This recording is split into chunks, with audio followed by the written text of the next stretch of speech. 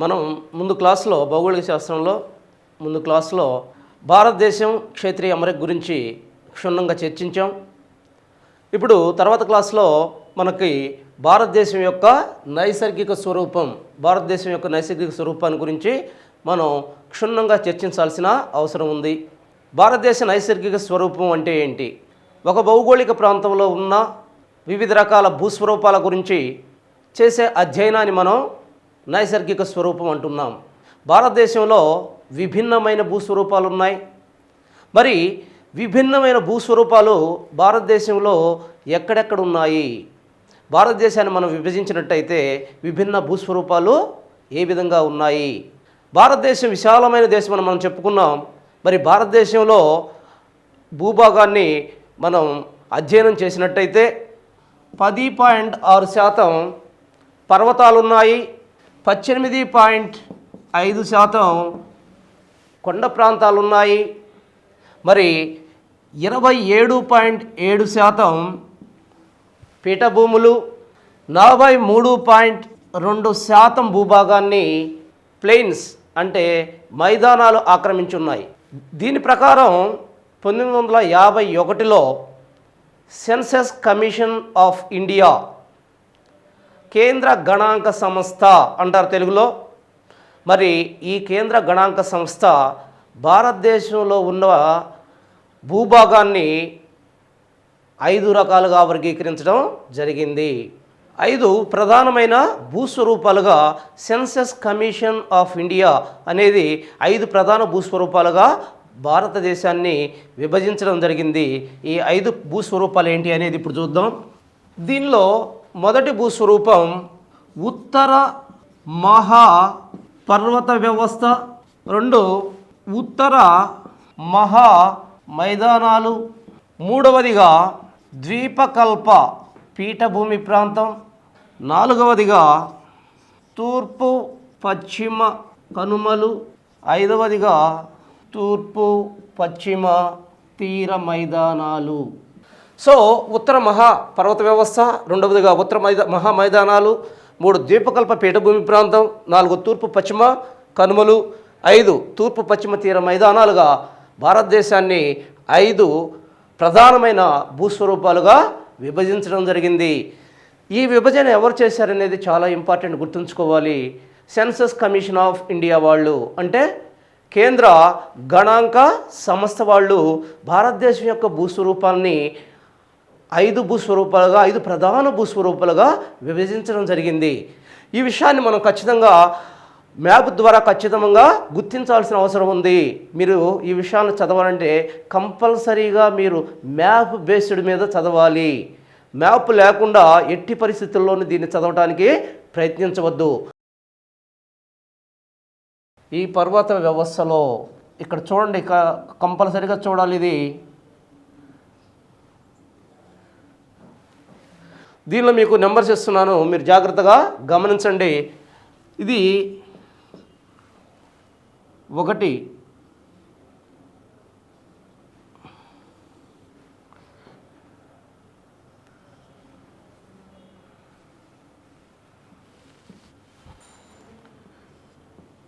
ఇది 2వది, ఇది 3వదిగా చూస్తున్నాం. దీనిలో చూసినట్టయితే 1, మరి 2, 3, 4 ఈ నెంబర్స్ ఎందుకు ఇచ్చానంటే దీంట్లో ఇంకా మనం చూసినట్టయితే దీనిలో 1లో A, B, C, D అని మనం డివైడ్ చేసాం. దీనిలో పర్వత వ్యవస్థ, ఈ పర్వత వ్యవస్థ ఏ విధంగా ఉంది? ఉత్తర మహాపర్వత వ్యవస్థ అంటున్నాం, వీటిని హిమాలయాలు అని చెప్పుకుంటున్నాము. భారతదేశంలో హిమాలయ పర్వత వ్యవస్థ చాలా ఎత్తైన, చాలా మహాపర్వత వ్యవస్థగా దీన్ని చెప్పుకుంటున్నాం. మరి భారతదేశంలో ఇంత పెద్ద పర్వత వ్యవస్థ ఏ కాలంలో ఏర్పడింది? ఇది టెర్షియరీ కాలంలో 5 కోట్ల సంవత్సరాల క్రితం ఏర్పడింది. జాగ్రత్తగా గమనించండి, ప్రతి వర్డ్ దీంట్లో ఇంపార్టెంటే. ఆనాటి కాలంలో ఆల్ఫ్రెడ్ వెజ్నర్ ఖండశలన సిద్ధాంతాన్ని గురించి ఆయన ఒక థీరీని చెప్పుకొచ్చాడు.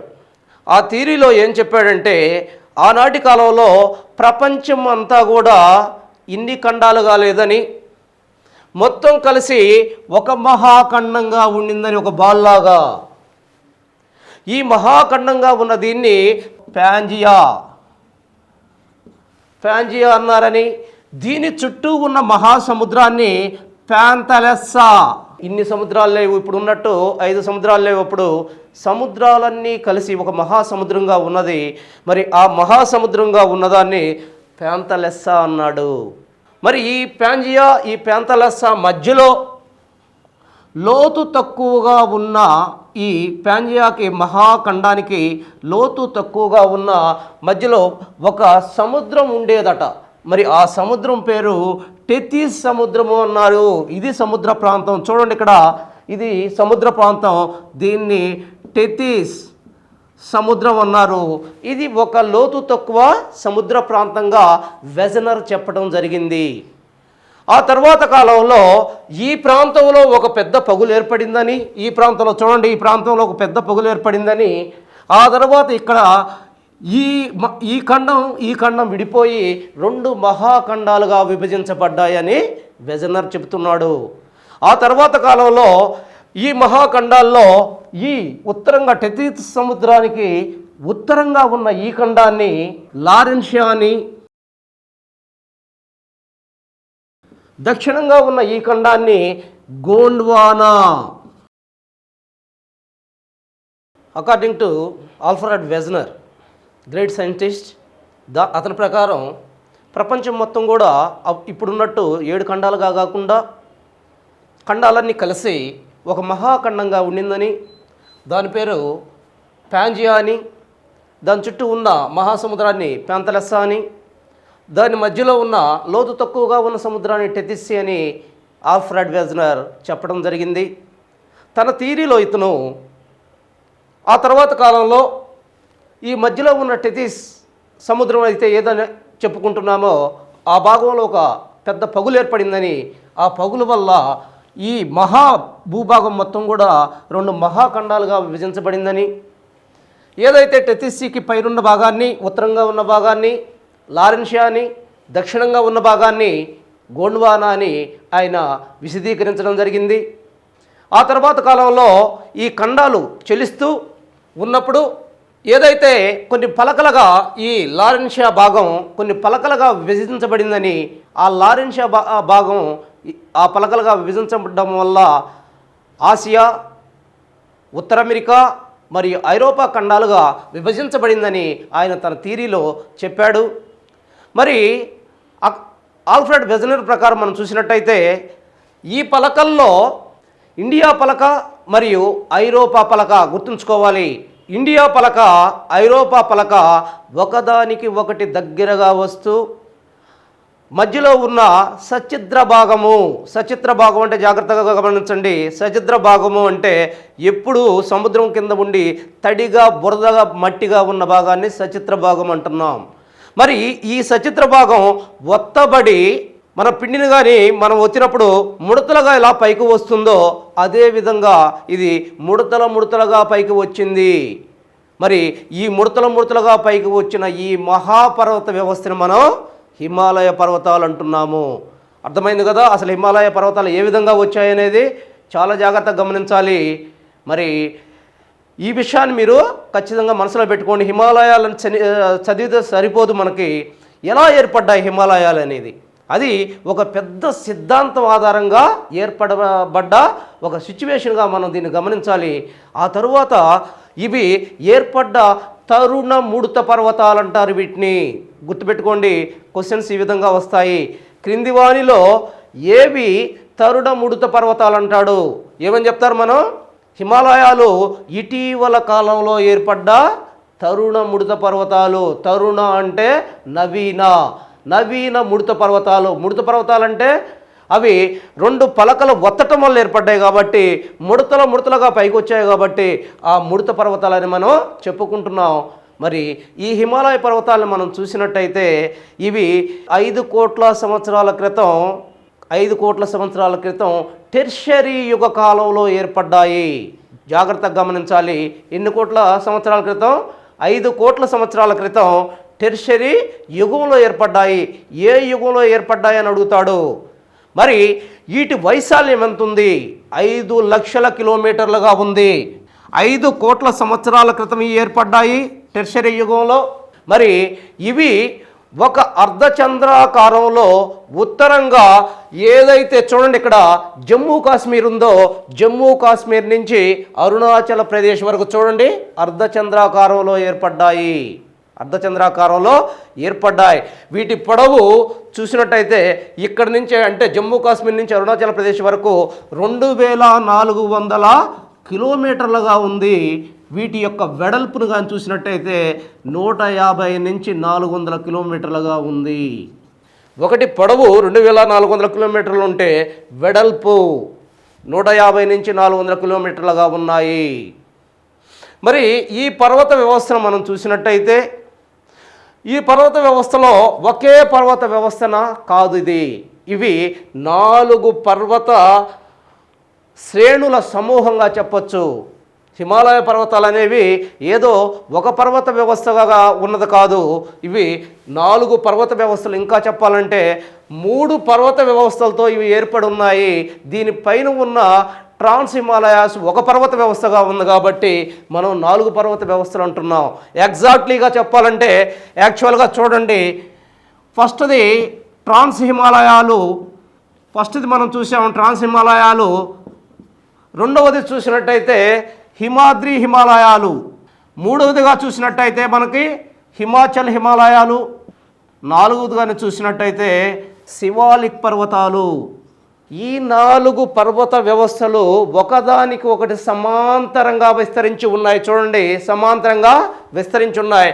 వాస్తవంగా ఏదైతే ఈ 3 వరకు మాత్రమే హిమాలయాలుగా చెప్పుకుంటాం. ఈ 3 హిమాలయాలు 3 కూడా 2400 3 పర్వత వ్యవస్థలు 2400 కిలోమీటర్ల మేర విస్తరించున్నాయి. ఈ పైన ఉన్న ట్రాన్స్ హిమాలయాలు అనేది యాక్చువల్గా దీంతో పోల్చుకుంటే తక్కువగా 1000 కిలోమీటర్లు మాత్రమే విస్తరించి ఉంది. మరి మనం చూసినట్టయితే పైన నుంచి నార్త్ నుంచి సౌత్కి అంటే ఉత్తరం నుంచి దక్షిణంగా చూసినట్టయితే ఈ పర్వత వ్యవస్థ ఏ విధంగా ఏర్పడి ఉంది, చాలా ఇంపార్టెంట్ ఇది. ఏ విధంగా ఏర్పడి ఉంది ఈ పర్వత వ్యవస్థలు చూసినట్టయితే ఉత్తరం నుంచి దక్షిణంగా చూసినట్టయితే చూడండి, ఇక్కడ ఉత్తరంగా ట్రాన్స్ హిమాలయాలు ఉన్నాయి. దాని తర్వాత ఉన్నది హిమాద్రి, తర్వాత హిమాచల్, తర్వాత శివాలిక్. సో వాస్తవంగా అయితే ఈ 3 హిమాలయాలు అంటున్నాం. ఇది పైన ఉంది కాబట్టి దానిపైన ట్రాన్స్ హిమాలయాలు ఉంది కాబట్టి పైన నుంచి మనం చదివేటప్పుడు ఉత్తరం నుంచి దక్షిణంగా చదివేటప్పుడు 4 వరుసలను కూడా మనం చదవాల్సిన అవసరం ఉంది. సో వీటిని ఖచ్చితంగా మీరు గుర్తుపెట్టుకోవాలి. దీనిలో ఇప్పుడు ఈ 4 గురించి మనం ఒక్కొక్క దాని గురించి క్షుణ్ణంగా పరిశీలిద్దాం. మొదటిది ట్రాన్స్ హిమాలయాలు. ట్రాన్స్ హిమాలయాలు అంటే యాక్చువల్గా భారతదేశం యొక్క ఉత్తర చివరగా ఏర్పడి ఉన్న పర్వత వ్యవస్థని మనం ట్రాన్స్ హిమాలయాలుగా చెప్పుకుంటున్నాము. ఈ ట్రాన్స్ హిమాలయాలు అనేవి వీటి యొక్క పొడవు జమ్మూ కాశ్మీర్లో ఏర్పడి ఉన్నాయి. ఇవి జమ్మూ కాశ్మీర్ తర్వాత టిబెట్లో విస్తరించున్నాయి. టిబెట్లో ఎక్కువగా విస్తరించి ఉన్నందువల్ల వీటిని టిబెటన్ హిమాలయాలని కూడా పేర్కొంటారు. టిబెట్లో విస్తరించి ఉండటం వల్ల వీటిని టిబెటన్ హిమాలయాలని పేర్కొంటారు. ట్రాన్స్ హిమాలయాన్ని మరి ఒక పేరేంటి అని అడుగుతాడు. టిబెటన్ హిమాలయాలు ఎందుకంటున్నారు టిబెటన్ హిమాలయాలని? ఇవి ఎక్కువ భాగం టిబెట్లో విస్తరించి ఉంటాయి కాబట్టి వీటిని టిబెటన్ హిమాలయాలు అంటారు. మరి వీటి పొడవు 1000 కిలోమీటర్ల వరకు ఉంది. వీటి యొక్క వెడల్పు 40 కిలోమీటర్లు. చూడండి, 1000 కిలోమీటర్ల వరకు పొడవు ఉంది, 40 కిలోమీటర్ల వరకు ఇవి వెడల్పును కలిగి ఉన్నాయి. వీటి యొక్క సగటు ఎత్తు 3000 మీటర్లు. ఈ ఖచ్చితంగా గుర్తుంచుకోవాలి. వీటి యొక్క సగటు ఎత్తు 3000 మీటర్లుగా గుర్తుంచుకోవాలి. ఆ తర్వాత మనం చూసినట్టయితే వీటిల్లో ట్రాన్స్ హిమాలయాల్లో ఇవి విచ్ఛిన్నంగా ఏర్పడిన పర్వతాల సమూహం, పర్వత వరుసల సమూహం. ట్రాన్స్ హిమాలయాలు కూడా ఒకే పర్వత వ్యవస్థ కాదు. ఇవి కొన్ని పర్వత వరుసల యొక్క సమూహంగా మనం చెప్పవచ్చు. కొన్ని పర్వత వరుసల సమూహంగా మనం చెప్పవచ్చు. ఇక్కడ చూడండి జాగ్రత్తగా, ట్రాన్స్ హిమాలయాల్లో ఉన్న పర్వత వరుసలేంటి? దీనిలో ఏ కారాకోరం పర్వత శ్రేణి, బి లడక్ పర్వత శ్రేణి, సి జస్కర్ పర్వత శ్రేణి, డి కైలాస్ పర్వత శ్రేణిగా వీటిని చెప్పవచ్చు. ఈ 4 పర్వత శ్రేణుల యొక్క సమూహాన్నే మనం ట్రాన్స్ హిమాలయాలు అంటున్నాము. ఇప్పుడు చూడండి, మీరు గమనించండి ఒక్కసారి. మరి ఈ 4 వరుసలని మనం ట్రాన్స్ హిమాలయాలు అంటున్నాం. వీటిలో క్వశ్చన్ ఎలా అడుగుతాడంటే, వీటన్నిటిలో కూడా ఉత్తరంగా ఉన్న పర్వత సమూహం ఏంటి అని అడుగుతాడు, లేదా ఉత్తరంగా ఉన్న పర్వత శ్రేణి ఏది అని అడుగుతాడు. పర్వత శ్రేణి కారాకోరంగా చెప్పవచ్చు. ఉత్తరంగా ఉన్న పర్వత శ్రేణి కారాకోరం, దానికి కింద ఉన్న పర్వత శ్రేణి లడక్, దాని కిందగా ఉన్న పర్వత శ్రేణి జస్కర్, దానికి వీటి యొక్క ఎక్స్టెన్షన్ అంటే వీటి యొక్క భాగాన్ని మామూలుగా ఏదో టిబెట్లో ఉన్న వీటి యొక్క భాగాన్ని కైలాస్ పర్వతాలు అంటున్నాం. ఇవి వీటికి కింద లేవు, కైలాస్ పర్వతాలు గుర్తించాలి. ఇందాక నేను బొమ్మేసినప్పుడు చూపించాను మీకు. వీటి 3 యొక్క ఎక్స్టెన్షన్స్గా కైలాస పర్వతాలు ఉన్నాయి. మనం చూసినట్టయితే ఫస్ట్ కారాకోరం చూద్దాం. ఎక్కడుంది ఇది కారాకోరం అనేది? మీకు ఇందాక మ్యాప్లో నేను చూపించాను. పైన కారాకోరం ఏ అని పెట్టాను. ఆ ఏ అనేది కారాకోరం, ఏబిసి అని పెట్టాను. అక్కడ ఏ అనేది కారాకోరం. ఎక్కడుంది ఇది? భారతదేశం యొక్క చిత్త చివరి పర్వత శ్రేణిగా కారాకోరాన్ని పేర్కొంటారు. కారాకోరం అనేది సంస్కృత వర్డ్, ఇది సంస్కృత భాషకు సంబంధించిన ఒక పదం. మరి కారాకోరం అనే దానికి అర్థం బ్లాక్ గ్రావెల్ అంటారు. దీన్ని బ్లాక్ గ్రావెల్ అంటారు. చాలా జాగ్రత్త గుర్తుపెట్టుకోవాలి. బ్లాక్ గ్రావెల్ అంటారు దీన్ని. మరి కారాకోరాన్ని కృష్ణగిరులు, మన తెలుగులో కృష్ణగిరులు అని కూడా పేర్కొంటారు కారాకోరాన్ని. మరి ఈ కారాకోరం యొక్క ఇంపార్టెన్స్ ఏంటి?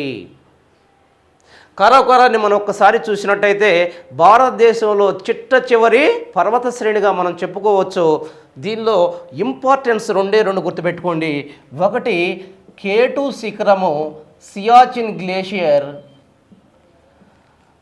ఇంకా మీరు గుర్తుపెట్టుకోవాలంటే ఇందిరాకాల్.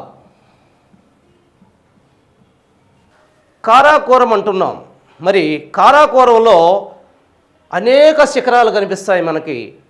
ఈ శిఖరాల్లో K2 శిఖరం అనేది భారతదేశంలోనే కాదు, ప్రపంచంలో 2వ అతి ఎత్తైన శిఖరంగా మనం చెప్పుకోవచ్చు. హిమాలయాల్లో ప్రపంచంలో అతి ఎత్తైన శిఖరం ఉంది, మీకు గుర్తుందా? హిమాలయాల్లో అతి ఎత్తైన శిఖరం, ప్రపంచంలోనే అతి ఎత్తైన శిఖరం ఉంది, దాన్నే ఎవరెస్ట్ అంటారు. మరి 2వ అతి ఎత్తైన శిఖరంగా మనం చెప్పుతున్న K2 అనే దాన్ని ఎక్కడున్నది? కారాకోరంలో ఉంది, ట్రాన్స్ హిమాలయాల్లో ఉంది. మిమ్మల్ని 2వ ఎత్తైన శిఖరం ఎక్కడుంది? కింద హిమాలయాలు అట్టెవ్వడు. ట్రాన్స్ హిమాలయాల్లోని ఏ శ్రేణిలో ఉంది అని అడుగుతాడు. మీరు చాలా డెప్త్గా చదవాలి. కారాకోరంలో ఉంది. మరి ఈ K2 శిఖరాన్ని గాడ్విన్ ఆస్టిన్, ఏంటి గాడ్విన్ ఆస్టిన్ అని అతను కనుగొన్నందువల్ల అతని పేరు మీదుగా దీనికి గాడ్విన్ ఆస్టిన్ అని కూడా అంటారు. K2 శిఖరాన్ని కింది విధంగా పేర్కొంటారు అని క్వశ్చన్ వస్తుంది. ఏ విధంగా పేర్కొంటారు? గాడ్విన్ ఆస్టిన్ అని కూడా పేర్కొంటారు. అంతేకాకుండా ఈ శిఖరాన్ని క్వీన్ ఆఫ్ హిమాలయాస్ అని కూడా అంటారు. జాగ్రత్తగా గుర్తుపెట్టుకోవాలి, ప్రతిదీ బిట్టే. క్వీన్ ఆఫ్ హిమాలయాస్ అని కూడా అంటారు దీన్ని. K2ని వివిధ దేశస్తులు, బాగా జాగ్రత్త గుర్తుపెట్టుకోండి, ఈ K2 శిఖరాన్ని క్వీన్ ఆఫ్ హిమాలయాస్ అంటున్నాం. అదే K2 శిఖరాన్ని వివిధ దేశస్తులు వివిధ పేర్లతో పిలుస్తున్నారు. దీన్ని పాకిస్తాన్ వాళ్ళు చెగోరి, జాగ్రత్తగా ఉండండి, చెగోరి అని పిలుస్తున్నారు. అదే చైనా వాళ్ళు జాక్వారు అని పిలుస్తున్నారు. ఈ 2 మీరు ఖచ్చితంగా గుర్తుపెట్టుకోవాలి. ఈ కారాకోరంలో ఉన్న, అంతేకాకుండా ఒక్క K2 శిఖరమే కాకుండా గెసుబ్రమ్ 1, గెసుబ్రమ్ 2, హిడెన్ పీక్, బ్రాడ్ పీక్, ఈ పీకులన్నీ కూడా కారాకోరంలోనే ఉన్నాయి K2తో పాటుగా. ఇవన్నీ గుర్తుపెట్టుకోవాలి. తర్వాత సియాచిన్ గ్లేషియర్ ఏంటిది? ఇది హిమనీనదము. భారతదేశంలో అతిపెద్ద హిమనీనదంగా సియాచిన్ గ్లేషియర్ని చెప్పుకోవచ్చు. దీన్నే ప్రపంచంలో అతి ఎత్తైన యుద్ధ క్షేత్రంగా కూడా చెప్పుకోవచ్చు. ఈ 2 పాయింట్స్ మీరు ఖచ్చితంగా గమనించాలి. ప్రపంచంలో అతి ఎత్తైన యుద్ధ క్షేత్రం ఏదెక్కింది వాటిలో సియాచిన్ గ్లేషియర్ పెట్టేయడమే. మరి సియాచిన్ గ్లేషియర్ దగ్గర అతి ఎత్తైన యుద్ధ క్షేత్రంగా ఎందుకు చెప్తున్నాం? ఎందుకనంటే పాకిస్తాన్ సైన్యానికి భారత సైన్యం ఎప్పుడు కూడా 5214 మీటర్ల ఎత్తులో ఎప్పుడు కూడా యుద్ధం చేసుకునే పరిస్థితులు అక్కడ కనిపిస్తున్నాయి. సియాచిన్ గ్లేషియర్ దగ్గర ఉన్న సరిహద్దు రేఖ వద్ద అటు పాక్ సైన్యం ఇటు భారత సైన్యం నిరంతరం యుద్ధానికి కాలు దూవుతున్న పరిస్థితులు ఉన్నాయి. కాబట్టి ప్రపంచంలోనే ఇది అతి ఎత్తైన యుద్ధక్షేత్రంగా చెప్పబడుతుంది సియాచిన్ గ్లేషియర్ అనేది. ఈ సియాచిన్ గ్లేషియర్తో పాటు ఇంకా అనేక గ్లేషియర్స్ ఇక్కడ కనిపిస్తాయి. హిమనీ నదాలు. హిమనీ నదం అంటే ఏంటి? హిమం నీరుగా మారి నదిగా ప్రవహిస్తే దాన్ని హిమనీ నదం అంటాం. అదే సియాచిన్ గ్లేషియర్. భారతదేశంలో అతిపెద్ద హిమనీ నదం సియాచిన్ గ్లేషియర్. బైఫో, బాలిస్టో ఇవన్నీ కూడా అనేక హిమనీ నదాలు ఉన్నాయి. ఆ తర్వాత ఇందిరాకాల్. దీంట్లో ఉన్న కారాకోరంలో ఉన్న ఇంకొకటి ఇంపార్టెంట్ పాయింట్ ఇందిరాకాల్. ఈ ఇందిరాకాల్ అనేది యాక్చువల్గా భారతదేశం యొక్క ఉత్తర చిట్ట చివరి ప్రాంతాన్ని మనం ఇందిరాకాల్ అంటున్నాం. దీన్ని కూడా మీరు ఇక్కడే గమనించాలి. కారాకోరం తర్వాత మనకి లడఖ్ శ్రేణులు. కారాకోరం తర్వాత కారాకోరానికి దక్షిణంగా ఉన్న శ్రేణులను లడఖ్ శ్రేణులు అంటున్నాం. మరి ఈ లడఖ్ శ్రేణుల యొక్క ఇంపార్టెంట్ ఏంది? ఈ లడఖ్ శ్రేణుల్లో మనకి భారతదేశంలోని ఎత్తైన పీఠభూమిగా గుర్తించబడ్డ లడఖ్ పీఠభూమి ఈ ప్రాంతంలో మనకు కనిపిస్తుంది. ఈ లడఖ్ పీఠభూమిని మనం చూసినట్టయితే ఈ లడఖ్ పీఠభూమి గుండా సింధు నది భారతదేశంలోకి చొచ్చుకు వస్తుంది. సింధు నది భారతదేశంలోకి ఏ పీఠభూమి గుండా చొచ్చుకుని వస్తుంది? లడఖ్ పీఠభూమి గుండా చొచ్చుకుని వస్తుంది. మరి లడఖ్ శ్రేణుల యొక్క ఇంపార్టెన్స్ ఆ విధంగా గుర్తుపెట్టుకోవాలి. ఆ తర్వాత జస్కర్ శ్రేణులు అంటున్నాం. మరి ఈ జస్కర్ శ్రేణులు అనేవి వీటి యొక్క ఇంపార్టెన్స్ ఏంటి? జస్కర్ శ్రేణులు లడఖ్ శ్రేణులకు దక్షిణంగా వ్యాపించి ఉన్నాయి. మరి ఈ జస్కర్ శ్రేణులు అనేవి 2 కొండలు, ఇంపార్టెంట్ కొండలు ఈ ప్రాంతంలో మనకు కనిపిస్తాయి. ఒకటి టైగర్ హిల్స్. ఈ టైగర్ హిల్స్ అనేక రకమైన పీక్స్కి అంటే ప్రశాంతమైన అనేక రకమైన నది పాయలు ఈ ప్రాంతంలో మనకి కనిపిస్తూ ఉంటాయి. జస్కర్ శ్రేణుల యొక్క ఇంపార్టెంట్ అది. ఆ తర్వాత మనకి కైలాస్ శ్రేణులు కనిపిస్తాయి. ఈ కైలాస్ శ్రేణుల యొక్క ఇంపార్టెన్స్ ఏంటి? వీటి యొక్క ఎక్స్టెన్షన్స్గా మనం చెప్పుకున్నాం. ఎక్కడ ఏదైతే టిబెట్లో వీటి యొక్క ఎక్స్టెన్షన్స్గా మనం చెప్పుకున్నాం. మరి ఈ కైలాస్ శ్రేణులు అనేవి భారతదేశంలోని ఏ అయితే ప్రాథమికంగా మెయిన్ రివర్స్గా మనం చెప్పుకుంటున్నామో ప్రధానమైన నదీ వ్యవస్థల పుట్టుకు కారణమైన ప్రాంతమే కైలాస్ గిర్లుగా మనం చెప్పుకుంటున్నాము. కైలాస్ గిర్ల యొక్క ఇంపార్టెన్స్ ఏంటి? ఏదైతే ప్రధానమైన నదులు, భారతదేశ నదులు ఎక్కడ పుడుతున్నాయంటే ఈ కైలాస్ గిరిలోనే మనకు పుడుతున్నాయి, గిరుల్లోనే మనకు పుడుతున్నాయి. ఏంటి ఆ నదులు? 1 బ్రహ్మపుత్ర, 2 సింధు నది, 3 సట్లజ్. గుర్తుపెట్టుకోవాలి. బ్రహ్మపుత్ర, సింధు నది, సట్లజ్ నది యొక్క పుట్టుకు కారణమైన పర్వతాలుగా మనం కైలాస్ పర్వతాలని చెప్పుకోవచ్చు. తర్వాత ఈ జస్కర్లో ఇంకొక పాయింట్ ఏంటంటే టైగర్ హిల్స్ అన్నాం. ఇంకోటి కార్గిల్ హిల్స్. ఇది ఇక్కడ యాడ్ చేసుకోండి. కార్గిల్ హిల్స్ ఏంటి? కార్గిల్ హిల్స్ ఒక ఇంపార్టెంట్. 1990లో ఈ కార్గిల్ హిల్స్ ద్వారానే పాక్ సైన్యం అనేది భారత్లో ప్రవేశించడం జరిగింది. మరి భారత్లో ప్రవేశించిన ఈ పాక్ సైన్యాన్ని మన సోల్జర్స్ అంటే భారతీయ సోల్జర్స్ చాలా ధీటుగా ఎదుర్కొనేసి వీళ్ళని ఒక ఆపరేషన్ ద్వారా తరిమేయడం జరిగింది. మరి ఆ ఆపరేషన్ ఖచ్చితంగా గుర్తుపెట్టుకోవాలి. ఆపరేషన్ విజయ్. ఆపరేషన్ విజయ్. ఏ ఆపరేషన్ ద్వారా 1990లో చొచ్చుకు వచ్చిన పాకిస్తాన్ సైనికుల్ని భారత సైనికులు పారదోలారు అని ఒక్కసారి క్వశ్చన్ అడిగినప్పుడు ఆపరేషన్ విజయ్ అనేది కొన్ని వందల ఆపరేషన్స్ ఉన్నాయి. దాంట్లో ఆపరేషన్ విజయ్ అనేది మీరు కంపల్సరీగా గుర్తుపెట్టుకోవాలి. ఈ రకంగా ట్రాన్స్ హిమాలయాస్ని గురించి మనం చెప్పుకున్నాము. ఆ తర్వాత రెండవదిగా మనం చూసినట్టయితే హిమాలయాల్లో మనకి రెండవ వరుసలో ఉన్న హిమాలయాలను మనం చూసినట్టయితే వీటిని హిమాలయాలు లేదా ఉన్నత హిమాలయాలు లేదా కేంద్ర హిమాలయాలు లేదా గ్రేటర్ హిమాలయాలు 4 రకాలుగా పేర్కొంటారు. చాలాసార్లు క్వశ్చన్ ఇక్కడనే అడుగుతుంటాడు. క్రింది వాటిలో కేంద్ర హిమాలయాలని వేటిని పేర్కొంటారు, క్రింది వాళ్ళలో ఉన్నత హిమాలయాలని వేటిని పేర్కొంటారు. ఈ రకంగా క్వశ్చన్స్ అడుగుతాడు. కాబట్టి ఈ అన్ని పేర్లు మీకు గుర్తుండాలి. హిమాద్రి హిమాలయాలు లేదా ఉన్నత హిమాలయాలు లేదా కేంద్ర హిమాలయాలు లేదా గ్రేటర్ హిమాలయాలు. మనకు ఒకటే గుర్తుంటుంది, గ్రేటర్ హిమాలయాలని. దాన్నే ఇన్ని పేరుతో పిలుస్తున్నారు, గుర్తుంచుకోవాలి కంపల్సరీగా. సో ఈ గ్రేటర్ హిమాలయాలన్నీ అనేవి ఎక్కడున్నాయి? ఇందాక నేను చూపించాను, పైన ట్రాన్స్ హిమాలయాలకు దక్షిణంగా ఏర్పడిన ఒక పర్వత వ్యవస్థగా చెప్పుకోవచ్చు ఇది. అయితే దీని ఇంపార్టెన్స్ ఏంటి? ఇవి ఒలిగోసీన్ కాలంలో ఏర్పడ్డాయి. మరి ఇవి ఎక్కడి నుంచి ఎక్కడికి విస్తరించాయి? మనం చూసినట్టయితే ఎక్కడి నుంచి ఎక్కడికి విస్తరించాయి ఇవి? ఇటు జమ్మూ కాశ్మీర్ నుంచి అరుణాచల్ ప్రదేశ్ వరకు. జాగ్రత్తగా గమనించండి, జమ్మూ కాశ్మీర్ నుంచి అరుణాచల్ ప్రదేశ్ వరకు 2400 కిలోమీటర్ల మేర విస్తరించి ఉన్నాయి ఇవి. మరి వీటి యొక్క వెడల్పు ఎంత? వీటి వెడల్పు చాలా సన్నగా ఉన్నాయి. ఇవి ఓన్లీ 25 కిలోమీటర్ల మాత్రమే వీటి యొక్క వెడల్పు, తక్కువగాను. మరి ఇవి ఎంత ఎత్తున్నాయో తెలుసా మీకు? మొత్తం కూడా వీటి యొక్క సగటు ఎత్తే 6100 మీటర్లు. చూడండి, గమనించాలి ఇక్కడ. వీటి యొక్క పొడవు 2400 మీటర్లు, వీటి యొక్క వెడల్పు 25 కిలోమీటర్లు, 25 కిలోమీటర్లు. వీటి యొక్క సగటు ఎత్తు 6100 మీటర్లుగా ఉన్నాయి.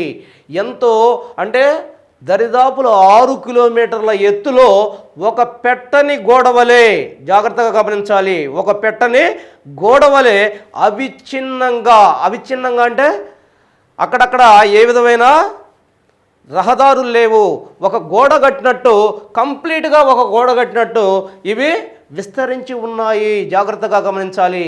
విచిత్రం ఏంటంటే వీటిలో ఒక 40 శిఖరాల యొక్క ఎత్తు 7 కిలోమీటర్ల కన్నా ఎత్తున్నది. 7 కిలోమీటర్ల కన్నా ఎత్తుగా ఉన్నాయి ఇవి. మరి వీటిని కానీ చూసినట్టయితే ఏంటి దీని యొక్క ఇంపార్టెన్స్ ఏంటి? మనం చూడాల్సింది వీటి యొక్క ఇంపార్టెన్స్. చూడండి, వీటి యొక్క ఇంపార్టెన్స్ ఏంటి? హిమాద్రి మౌంటైన్స్ యొక్క ఇంపార్టెన్స్ ఏంటి?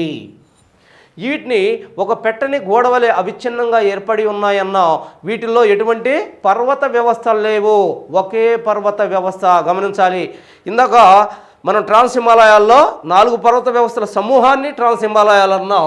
ఇక్కడ ఒకటే పర్వత వ్యవస్థగా ఉంది. ఆ పర్వత వ్యవస్థ చాలా ఎత్తుగా ఉంది, ఒక పెట్టని గొడవలే ఉంది, అవిచ్ఛిన్నంగా ఉంది. ఇది ఖచ్చితంగా గమనించాలి. దీనిలో ఇంపార్టెంట్ ఏంటంటే ఖచ్చితంగా మనం చూడాల్సింది ఏంటంటే ఈ హిమాద్రి మౌంటైన్స్ అనేవి ఎత్తైన శిఖరాలకు ప్రసిద్ధి చెందినవి. ఎత్తైన శిఖరాలు, కనుమలకు ప్రసిద్ధి చెందినవి. కనుమలు, వీటిలో అనేక రకాల కనుమలు మనకు కనిపిస్తాయి. కనుమలు అంటే మార్గాలు. హిమాలయాలు యాక్చువల్గా దీన్ని దాటిపోవటం అనేది ఎవరికి సాధ్యం కాదు. మరి ఇంత కష్టమైన ఈ హిమాలయాల్లో కొన్ని మార్గాలు ఉన్నాయి. ఆ మార్గాల ద్వారా ఆనాటి కాలంలో వర్తక వ్యాపారాలు అటు చైనాతో కానీ టిబెట్తో కానీ ఇతర దేశాల్లో జరగడానికి కారణం ఏంటంటే ఈ కనుమలే. కనుమల ద్వారా వర్తక వ్యాపారాలు కానీ ఇతర దేశాల నుంచి వచ్చే విదేశీ యాత్రికులు భారతదేశంలో రావడానికి కానీ ఈ కనుమలు ఉపయోగపడ్డాయి. మరి మనం చూసినట్టయితే ఎత్తైన శిఖరాలు, జాగ్రత్తగా చూడండి, ఎత్తైన శిఖరాలు ఎన్నిగా ఉన్నాయి అని మనం చూసినట్టయితే వీటిలో ఎత్తైన శిఖరాలు అనేకమైన శిఖరాలు ఉన్నాయి హిమాద్రి మౌంటైన్స్లో. ముఖ్యంగా ప్రపంచంలో అతి ఎత్తైన వరుసగా చూడండి, ఎవరెస్ట్, 2 కాంచనజంగా, 3 ధవళగిరి, 4 మసాలు, 5 మన్షాలు, 6 చాగోయ్, 7 అన్నపూర్ణ, 8 నందాదేవి, నంగ పర్వత్, నాంచా బారువా, అనేక పర్వతాలు. ఇవన్నీ ఇంపార్టెంట్ పర్వతాలు, పర్వత శిఖరాలు, పర్వతాలు కాదు పర్వత శిఖరాలు. పర్వత శిఖరాలకే ఆలమాలమై ఉంది హిమాద్రి పర్వత శ్రేణి. వీటిలో మనం చూసినట్టయితే ఏదైతే ఎవరెస్ట్ అని మనం అనుకుంటున్నామో, ఈ ఎవరెస్ట్ అనేది ప్రపంచంలో అతి ఎత్తైన శిఖరంగా మనం పేర్కొంటున్నాము. ఇది నేపాల్లో ఉంది. మరి ఎవరెస్ట్ అనే పేరు దీనికి ఎందుకు వచ్చింది? యాక్చువల్గా ఈ శిఖరం యొక్క పేరు పీక్ 15 అని ఉండింది అంతకుముందు. ఆ తర్వాత కాలంలో జార్జ్ ఎవరెస్ట్ అనే అతను దీని ఎత్తును కనుగొన్నందువల్ల దీనికి ఎవరెస్ట్ అనే పేరు రావడం జరిగింది.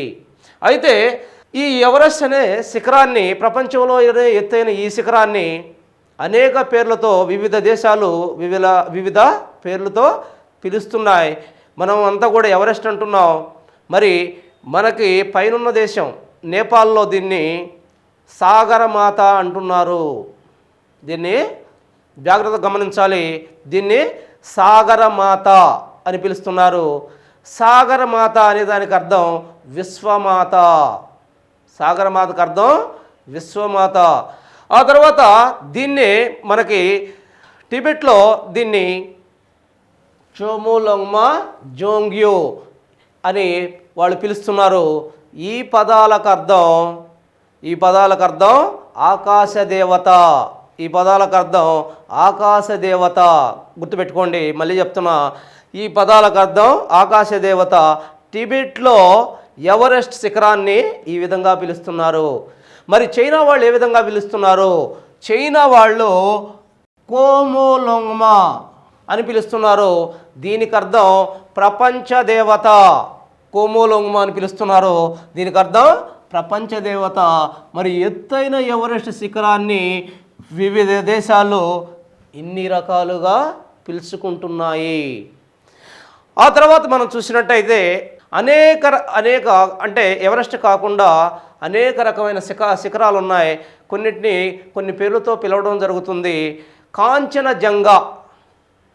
ఈ కాంచనజంగా అనే పర్వతాన్ని 5 treasures of great snow, 5 treasures of great snow అని పిలుస్తున్నారు. మరి ధవళగిరిని వైట్ మౌంటైన్ అని పిలుస్తున్నారు. నంగ పర్వత్ని నేకుడ్ మౌంటైన్ అని పిలుస్తున్నారు. జాగ్రత్తగా గమనించండి, నంగ పర్వత్ని నేకుడ్ మౌంటైన్ అని పిలుస్తున్నారు. అలా కాకుండా నందాదేవి, ఈ నందాదేవి అనే శిఖరాన్ని మౌంటైన్ ఆఫ్ ద స్పిరిట్ అని పిలుస్తున్నారు. ఇన్ని రకాలుగా వీటిని పిలవడం జరుగుతుంది. ఇవన్నీ కూడా మీరు గుర్తుంచుకోవాలి. ఆ తర్వాత కనుమలు. శిఖరాలు అయింది, ఇప్పుడు కనుమలు. ఇంపార్టెంట్ కనుమలు ఏంటి? అసలు కనుమ అంటే ఏంటి? 2 పర్వతాల మధ్య ఉన్న రహదారిని మనం కనుమగా పేర్కొంటున్నాం.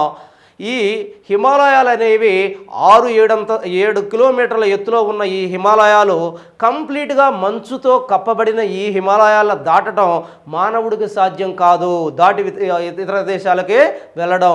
మరి ఎలా వెళ్తున్నారో చైనాకి, దీనిపైన ఉన్న చైనా, టిబెట్, ఈ దేశాలకు వర్తక వాణిజ్యానికి కోసం కానీ ఏదైనా విదేశీ వ్యాపారులుగా కానీ ఏ విధంగా వెళ్ళగలుగుతున్నారు అంటే వీటిల్లో అక్కడక్కడక్కడ కనుమలు ఉన్నాయి, అంటే రహదారులు ఉన్నాయి. 2 పర్వత వ్యవస్థల మధ్య కొన్ని రహదారులు కనిపిస్తున్నాయి. వాటినే మనం కనుమలు అంటున్నాం. వాస్తవంగా అయితే ఈ హిమాద్రి అనేది ఎక్కడ కూడా ఒక గోడలాగా ఉంటుంది కాబట్టి ఈ గోడను దాటడం సాధ్యం కాదు.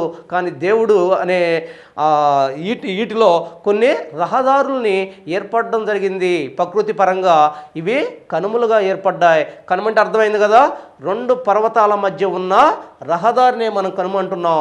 ఇవి ఎక్కువగా ఇక్కడ కనిపిస్తాయి, హిమాద్రి పర్వతాల్లో కనిపిస్తాయి. అయితే ఈ కనుమల్ని చాలా జాగ్రత్తగా గుర్తుపెట్టుకోవాలి, ఎందుకంటే ఇవి నోరు తిరగని పదాలుగా మనం చూస్తాం. ఈ కనుమలను మనం చూడండి ఒక్కసారి. జమ్మూ కాశ్మీర్, ఈ జమ్మూ కాశ్మీర్లో చూస్తే ఈ కనుమల్ని ఒకటి జోజిలా, రెండు బూర్జిలా కనుమ. హిమాచల్ ప్రదేశ్ చూస్తే సిప్కీలా, సిప్కీలా జాగ్రత్తగా చూడండి, రెండు బారాలాప్చలా, బారాలాప్చలా కనుమ. ఉత్తరాఖండ్లో చూస్తే నితి కనుమ, దాంగ్లా, దాంగ్లా కనుమ. లిపులేకులా, లిపులేక్లా, దాంగ్లా, లిపులేకులా కనుమ. అరుణాచల్ ప్రదేశ్లో చూస్తే బోండిలా, బోండిలా కనుమ. మరి సిక్కింలో చూస్తే, సిక్కిం, ఈ సిక్కింలో చూస్తే నతులా, జీలప్లా. ఈ కనుమలన్నీ కూడా ఈ ప్రాంతంలో మనకు కనిపిస్తూ ఉన్నాయి. చూడండి ఒకసారి.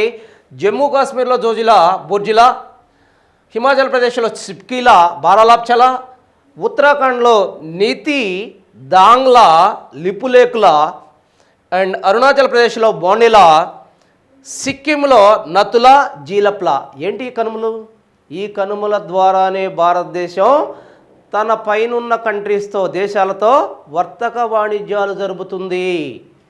ఈ ఇందాకే చెప్పాం, కనుమలు అంటే రహదారి మార్గాలు.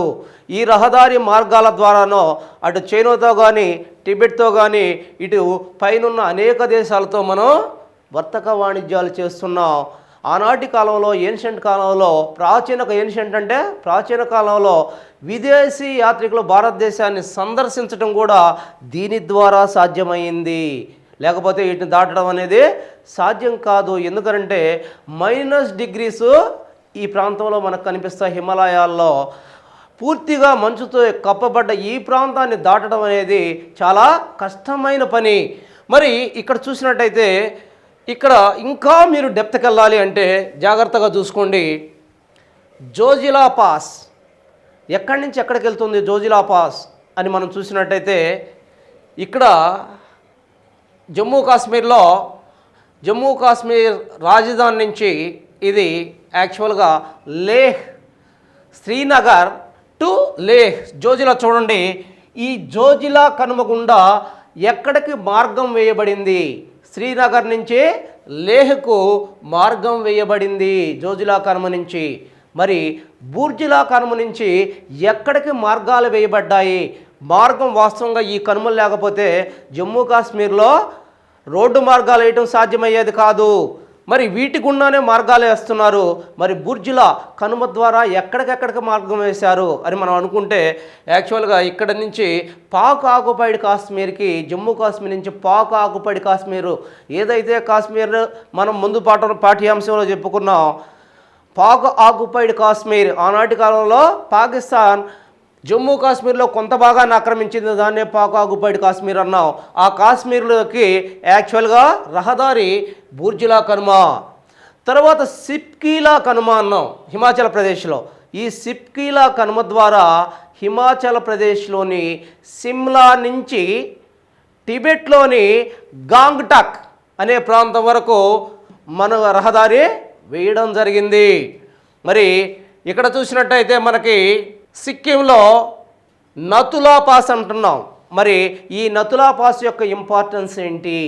ఈ నతులా పాస్ ద్వారానే చైనాకి, భారత్కి వర్తక వాణిజ్యాలు జరుగుతున్నాయి. మరి జీలప్లా పాస్, ఈ సిక్కింలో ఉన్న జీలప్లా పాస్ ద్వారానే వెస్ట్ బెంగాల్లోని కాళీపాంగ్ నుండి టిబెట్లోని లాషా వరకు రహదారి వేయబడింది. దేని ద్వారా? జీలప్లా గుండా. మరి ఇక్కడ ఇంకొక పాస్, ఇంపార్టెంట్ పాస్ గుర్తుపెట్టుకోండి, బోండిలా. ఎక్కడుంది ఈ పాసు? అరుణాచల్ ప్రదేశ్లో ఉంది బోండిలా పాస్. ఈ పాస్ గుండా 1962లో యుద్ధంలో చైనా వాళ్ళు భారతదేశంలోకి ప్రవేశించారు.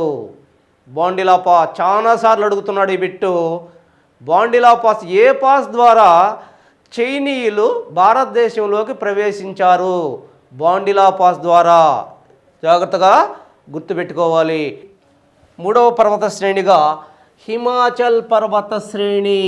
హిమాచల్ లేదా మధ్య హిమాలయాలు అంటారు వీటిని, లేదా లెస్సర్ హిమాలయాలని కూడా అంటారు వీటిని.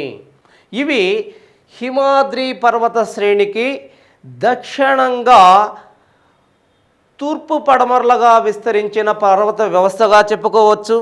మరి ఇవి గ్రేటర్ హిమాలయతో పోలిస్తే ఎత్తు తక్కువగా ఉన్నాయి. ఇవి మధ్య మియోసిన్ కాలంలో ఏర్పడ్డాయి. వీటి యొక్క పొడవు 2400 కిలోమీటర్లుగా ఉంది. వీటి యొక్క వెడల్పు 60 నుండి 80 కిలోమీటర్లు. మరి వీటి యొక్క సగటు ఎత్తును మనం చూసినట్టయితే 1000 నుండి 4500 మీటర్ల వరకు ఎత్తును కలిగి ఉన్నాయి. వీటి ఎత్తు 1000 నుండి 4500 మీటర్ల ఎత్తు కలిగి ఉన్నాయి. మరి లెస్సర్ హిమాలయాలు అనేవి పశ్చిమంగా చూస్తే వెడల్పుగా ఉన్నాయి. మరి తూర్పుగా చూస్తే వీటి యొక్క వెడల్పు తగ్గుతూ ఉంది. వీటిలో 1 లోయలు, 2 వేసవి విడిది కేంద్రాలు. ఇవి విచ్ఛిన్నమైన పర్వత వ్యవస్థల సమాహారంగా చెప్పవచ్చు. విచ్ఛిన్నమైన పర్వత వ్యవస్థల యొక్క సమాహారంగా చెప్పవచ్చు. ఇక్కడ కూడా మనకి 4 రకాల పర్వతాల యొక్క సమాహారమే హిమాచల్ పర్వతాలు. వాటిని చూసినట్టయితే మనం చూసినట్టయితే యాక్చువల్గా 1 పిర్పంజాల్, 2 దౌలధార్, సి నాగటిబ్బా, డి ముస్సోరి, ఈ మహాభారత్. ఇవన్నీ పర్వత శ్రేణులు. ఈ 5 పర్వత శ్రేణుల సమాహారాన్ని మనం హిమాచల్ పర్వతాలు లేదా మధ్య హిమాలయాలు లేదా లెస్సర్ హిమాలయాలుగా పేర్కొంటున్నాం. మరి వీటిలో ఉన్న పర్వత వ్యవస్థ అంటే చిన్న చిన్న పర్వత ఈ 5 పర్వత సమూహాలను కలిపి మనం హిమాలయాలు అంటున్నాం. కాబట్టి ఈ 5 ఏంటి? 1 పిర్పంజాల్, 2 దౌలధార్, 3 నాగటిబ్బా, 4 ముస్సోరి, 5 మహాభారత శ్రేణులు. ఈ శ్రేణుల యొక్క మొత్తం సమాహారమే హిమాచల్ పర్వత వ్యవస్థ. మరి వీటిల్లో మనం గమనిస్తే ఉత్తరం నుంచి దక్షిణానికి ఇదే విధంగా మీరు గుర్తుపెట్టుకోవాలి. మరి ఉత్తర చివరగా ఉన్న పర్వత శ్రేణి ఏంటి? పిర్పంజాల్ పర్వత శ్రేణి. మరి ఈ పిర్పంజాల్ పర్వత శ్రేణి యొక్క ఇంపార్టెన్స్ ఏంటి? ఈ పర్వత శ్రేణిలో ఏదైతే హిమాచల్ పర్వత వ్యవస్థలో ఉన్న ఈ పర్వత శ్రేణుల్లో పిర్పంజాల్ శ్రేణి అతి పొడవైన శ్రేణిగా గుర్తించబడ్డది. దీంట్లో 2 రకాల పాస్లు మనకు కనిపిస్తాయి. 1 బనీహాల్ పాస్, 2 పిర్పంజాల్ పాస్. బనీహాల్ పాస్ ఇంపార్టెంట్ ఏంటంటే జమ్మూ నుంచి శ్రీనగర్కి రోడ్డు ఈ పాస్ గుండా వేయబడింది. గుర్తుపెట్టుకోండి. పిర్పంజాల్లో మనకేం కనిపిస్తుంది? బనీహాల్ పాస్. 2 పిర్పంజాల్ పాస్. దీంట్లో బనీహాల్ పాస్ ద్వారా జమ్మూ కాశ్మీర్ నుంచి శ్రీనగర్కి మార్గం వేయబడింది. ఇది గుర్తుపెట్టుకోవాలి పిర్పంజాల్ పాస్ యొక్క ఇంపార్టెన్స్. రెండవది దౌలధార్. మరి పిర్పంజాల్ ఎక్కడుంది? ఏ స్టేట్లో ఉంది? జమ్మూ కాశ్మీర్లో ఉంది. చాలా జాగ్రత్తగా గుర్తుపెట్టుకోవాలి. పిర్పంజాల్ జమ్మూ కాశ్మీర్లో ఉంది. ఈ దౌలధార్ అనేది ఎక్కడుంది? దౌలధారు హిమాచల్ ప్రదేశ్లో ఉంది. మరి నాగటిబ్బా సిక్కింలో ఉంది. ఈ ముస్సోరి అనేది ఉత్తరాఖండ్లో ఉంది. మహాభారత్ అనేది నేపాల్లో ఉంది. నేపాల్లో కనిపిస్తుంది మనకి. మరి వీటిని చూసినట్టయితే ఒక్కో దాని ఇంపార్టెంట్గా అంటూ మనం చూద్దాం. హిమాలయాలు దేనికి ప్రసిద్ధి చెందాయి? ఇవి లోయలకు, వేసవి విడిది కేంద్రాలకు ప్రసిద్ధి చెందాయి. ఏ లోయలు ఉన్నాయి ఇక్కడ? వేసవి విడిది కేంద్రాలంటే సమ్మర్ రిసార్ట్స్ అంటారు వీటిని. లోయలు, వ్యాలీస్ అంటారు ఇంగ్లీష్లో. లోయలకు దేనికి ప్రసిద్ధి చెందాయి? 3 లోయలు మనకు కనిపిస్తాయి. ఒకటి ఏదైతే ఉందో యాక్చువల్గా జమ్మూ కాశ్మీర్లో కాశ్మీర్ లోయ, దీనినే ప్యారడైజ్ ఆఫ్ ద ఎర్త్ అంటారు. ప్యారడైజ్ ఆఫ్ ద ఎర్త్ అంటారు. భూలోక స్వర్గంగా అభివర్ణిస్తారు. ఎందుకంటే ఈ ప్రాంతం ఎల్లప్పుడూ పచ్చగా, ఎప్పుడు కూడా పళ్ళ తోటలతో పచ్చగా కళకళలాడుతున్న ఈ ప్రాంతాన్ని ప్యారడైజ్ ఆఫ్ ద ఎర్త్ అని చెప్పుకుంటున్నాం. మరి ఏదైతే మనం చెప్పుకుంటున్నామో ఆ కాశ్మీర్ లోయ ఏ ప్రాంతాల మధ్య ఉంది? చాలా ఇంపార్టెంట్ ఈ బిట్టు. దేని మధ్య ఉంది? హిమాద్రి, ఏదైతే ముందు చెప్పుకున్న హిమాద్రి పర్వతాలకి దాని కిందగా ఉన్న ఈ పిరిపంజాలకి మధ్యలో విస్తరించి ఉంది. ఈ హిమాద్రి మౌంటైన్స్ అయితే హిమాద్రి, దాని కిందగా ఉన్న పిర్పంజాల్కి దీని మధ్యలో విస్తరించి ఉన్న లోయ ప్రాంతాన్ని మనం కాశ్మీర్ లోయ ప్రాంతం అంటున్నాం. దీన్ని భూలోక స్వర్గంగా అభివర్ణిస్తున్నాం. తర్వాత కులు, మనాలి లోయలు. ఈ 2 లోయలు కూడా యాక్చువల్గా దౌలదార్ పర్వత శ్రేణుల్లో మనకు కనిపిస్తాయి. మరి ఈ 2 లోయలు కూడా నదులు తీసుకొచ్చిన ఒండ్రు మట్టి చేత ఈ సరస్సులు పూడిపోయినందువల్ల వీటిని క్యారవాన్ సరస్సులు అంటారు. గుర్తుంచుకోవాలి. ఇక్కడ లోయలు మనకు కనిపిస్తాయి దౌలదార్ దగ్గర, కులు, మనాలి లోయలు. మరి ఈ లోయలు నదులు తెచ్చిన ఒండ్రు మట్టి చేత నిక్షేపించబడడం వల్ల ఇవి మైదానాలుగా మారిపోయాయి. ఈ మైదానాన్ని మనం క్రాస్ట్ మైదానాలు లేదా కారవాన్ మైదానాలుగా మనం పిలుస్తున్నాము. దౌలదార్ చాలా జాగ్రత్తగా గుర్తుపెట్టుకోవాలి. తర్వాత ఈ నాగడిబ్బా అనేది మనకు సిక్కింలో కనిపిస్తుంది. ముస్సోరి అనేది ఉత్తరాఖండ్లో. ఇది యాక్చువల్గా ముస్సోరి అంటే ఐఏఎస్ వాళ్ళకి మనకందరికీ తెలిసిన విషయమే. ఐఏఎస్ ఎవరైతే సెలెక్ట్ అవుతారో ఆ పీపుల్కి ట్రైనింగ్ ఇచ్చే ప్రాంతాన్ని మనం ముస్సోరిగా గుర్తించబడ్డది. మరి ఈ ముస్సోరి అనే ప్రాంతం చాలా ప్రశాంతమైన వాతావరణాన్ని కలిగి ఉంటుంది. మరి మహాభారత్ అనేది మనకి నేపాల్లో కనిపిస్తుంది. ఆ తర్వాత ఇంపార్టెంట్ వేసవి విడిది కేంద్రాలు. ఏంటి వేసవి విడిది కేంద్రాలు అంటే? వేసవి కాలంలో భారతదేశంలో అత్యధిక ఉష్ణోగ్రతలు నమోదవుతూ ఉంటాయి. ఈ ఉష్ణోగ్రతలను తట్టుకోవడానికి బాగా రిచ్గా ఉన్న పీపుల్ కానీ ఎవరైనా సరే ఫారినర్స్ కానీ వీళ్ళందరూ కూడా వేసవి కాలంలో ఈ ప్రాంతాల్లో ఉన్న కొన్ని ఏ అయితే చల్లని ప్రాంతాలు ఉన్నాయో ఆ ప్రాంతాలు అనుకూలంగా ఉన్న చల్లని ప్రాంతాల్లో విడిది చేస్తూ ఉంటారు. వాటినే వేసవి విడిది కేంద్రాలు అన్నారు. ఈ చాలా జాగ్రత్తగా గుర్తుపెట్టుకోవాలి. మనకి అక్కడ ఒక్కొక్క రాష్ట్రంలో కొన్ని వేసవి విడిది కేంద్రాలు ఉన్నాయి. ఏ రాష్ట్రానికి సంబంధించి ఏ కేంద్రాలు ఉన్నాయనేది చాలా ఇంపార్టెంట్. ఒక్కసారి ఇక్కడ చూడండి. జమ్మూ కాశ్మీర్లో వేసవి విడిది కేంద్రం గుల్మర్గా. చిన్నగా చెప్తాను, రాయట్లేదు, చిన్నగా చెప్తాను, జాగ్రత్తగా గుర్తుపెట్టుకోండి. జమ్మూ కాశ్మీర్లో వేసవి విడిది కేంద్రంగా గుర్తించబడింది. ఇంపార్టెంట్ వేసవి విడిది కేంద్రం గుల్మర్గా. రెండవది హిమాచల్ ప్రదేశ్లో వేసవి విడిది కేంద్రాలు సిమ్లా, కులు మనాలి, ధర్మశాల, డల్హౌసీ. ఆ తర్వాత ఉత్తరాఖండ్లో మనం చూసినట్టయితే నైనితాల్, ముస్సోరి, డెహ్రాడూన్, రాణికేట్, చక్రోటా. ఈ 5 కూడా ఇంపార్టెంట్ సమ్మర్ రిసార్ట్స్. ఆ తర్వాత వెస్ట్ బెంగాల్లో చూసినట్టయితే ఈ వెస్ట్ బెంగాల్లో మనకి డార్జిలింగ్ అనేది, తర్వాత కాలీపాంగ్ అనే 2 వేసవి విడిది కేంద్రాలు మనకు కనిపిస్తాయి. మరి డార్జిలింగ్ దేనికి ఫేమస్? ఈ డార్జిలింగ్ అనేది మొదట భారతదేశంలో టీని ఇక్కడే కల్టివేట్ చేయడం జరిగింది.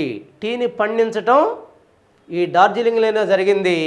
ఈ ప్రాంతంలో మనం చూసినట్టయితే మనకు ఈ ప్రాంతంలో ఇప్పటికీ ఆరోమాటిక్ టీని ఈ ప్రాంతంలోనే పండిస్తున్నారు. ఆరోమాటిక్ టీని ఈ ప్రాంతంలో ఎక్కువగా పండిస్తున్నారు. ఈ విషయాన్ని మనం గమనించాలి. సో ఈ రకంగా హిమాలయాల్లో మనం చూసాం. అంతేకాకుండా ఈ పర్వతాలలో ఈ పర్వత వ్యవస్థలో మొత్తం మనం చూసినట్టయితే అత్యధికంగా మనకు ఏవైతే వీటిని అడవులుగా పేర్కొంటున్నాం, ఏ అడవులు? సతత హరిత అరణ్యాలు. ఏ సతత హరిత అరణ్యాలు? టైగా సతత హరిత అరణ్యాలు. కోనిఫెరస్ రకానికి చెందిన సతత హరిత అరణ్యాలు ఎక్కువగా ఏర్పడి ఉన్నాయి ఈ ప్రాంతంలో. అంతేకాకుండా ఈ ప్రాంతంలో ముఖ్యంగా మనం చూసినట్టయితే అనేక రకమైన పండ్ల తోటలకు ఇది ప్రసిద్ధి చెందిందిగా ఉంది. అంతేకాకుండా ఈ పర్వతాల యొక్క పర్వత వాలుల్లో మనం చూసినట్టయితే అనేక రకమైన గడ్డి మైదానాలు మనకు కనిపిస్తున్నాయి. అనేక రకమైన గడ్డి మైదానాలు మనకు కనిపిస్తున్నాయి. ఈ గడ్డి మైదానాలని ప్రాంతీయంగా విభిన్నమైన పేర్లతో పిలుస్తున్నారు. వీటిని జమ్మూ కాశ్మీర్లో మెర్జలని, ఉత్తరాఖండ్లో వీటిని బుగియాలు, పయార్లు అని పిలుస్తున్నారు. బాగా గుర్తుపెట్టుకోండి. జమ్మూ కాశ్మీర్లో వీటిని మెర్జలు అంటున్నారు. ఉత్తరప్రదేశ్ లేదా ఉత్తరాఖండ్లో వీటిని బుగియాలు లేదా పయార్లు అంటున్నారు. నాలుగవదిగా చూసినట్టయితే మనకి శివాలిక్ పర్వతాలు. ఈ శివాలిక్ పర్వతాలు అనేవి హిమాలయాల్లో దక్షిణంగా విస్తరించిన పర్వత వ్యవస్థగా చెప్పుకోవచ్చు. ఇవి హిమాలయాలతో పోలిస్తే ఎత్తు తక్కువగా ఉన్న పర్వత వ్యవస్థ. అంతేకాకుండా ఈ పర్వతాలు ఇసుక మరియు కంగ్లామరేట్ అనే పదార్థాల చేత ఏర్పడిన పర్వత వ్యవస్థగా మనం చెప్పుకుంటున్నాం. మరి ఈ పర్వతాలన్నీ కూడా యాక్చువల్గా ఆల్పైన్ రకానికి చెందిన పర్వత వ్యవస్థ. వీటిలో మనం చూసినట్టయితే ఈ శివాలిక్ పర్వతాలు అనేవి వీటి యొక్క పొడవు 2400 కిలోమీటర్లు. మరి వీటి యొక్క ఎత్తు, సగటు ఎత్తు చూసినట్టయితే 600 మీటర్ల నుంచి 1500 మీటర్ల ఎత్తు మాత్రమే కనిపిస్తాయి. ఇవి ఒక పర్వతాలుగా కాకుండా ఒక కొండల్లాగా కనిపిస్తున్నాయి ఇవి. మరి వీటి యొక్క వెడల్పు చూసినట్టయితే వీటి యొక్క వెడల్పు ప్రాంతీయంగా మారుతూ ఉంది. వీటిలో మనం చూసినట్టయితే వెస్ట్గా అంటే పశ్చిమంగా చూసినట్టయితే ఇవి హిమాచల్ ప్రదేశ్ వద్ద 50 కిలోమీటర్ల వెడల్పు కలిగి ఉంటే అరుణాచల్ ప్రదేశ్ దగ్గర ఇవి 15 కిలోమీటర్ల మాత్రమే వెడల్పు కలిగి ఉన్నాయి. మరి వీటిని కానీ మనం గమనిస్తున్నట్టయితే ఇవి అనేక పర్వత వరుసలుగా ఉన్నాయి. వీటిని ప్రాంతీయంగా విభిన్నమైన పేర్లతో పిలుస్తున్నారు. వీటిని జమ్మూ కొండలు అంటున్నారు. ఉత్తరప్రదేశ్లో దోద్వా కొండలు అంటున్నారు. నేపాల్లో వీటిని చురియా కొండలు అంటున్నారు. మరి వీటిని అరుణాచల్ ప్రదేశ్లో ఏమంటున్నారు? మిష్మి, అబ్హార్, ఇన్ని కొండలుగా వీటిని పేర్కొంటున్నారు. మరి ఈ ప్రాంతాల్లో మనకు చూసినట్టయితే శివాలిక్ పర్వత వ్యవస్థలో ఈ పర్వతాల పైన మనకి దట్టమైన అరణ్యాలు కనిపిస్తాయి. ఆయన రేఖ అరణ్యాలు కనిపిస్తాయి. మరి అంతేకాకుండా ఈ పర్వతాల మీద ప్రవహించే తాత్కాలిక నీటి ప్రవాహాలు ఈ పర్వతాలని క్రమక్షయం చేస్తూ ఉంటాయి. ఈ తాత్కాలికంగా ప్రవహించే ఈ పర్వతాల మీద ప్రవహించే తాత్కాలిక ప్రవాహాలని చోజెస్ అంటాము లేదా చోర్స్ అంటాము. ప్రధాన భూస్వరూపాల్లో మనకి హిమాలయాలు అనే మామూలుగా భూభాగాన్ని గురించి మనం క్షుణ్ణంగా అధ్యయనం చేయడం జరిగింది.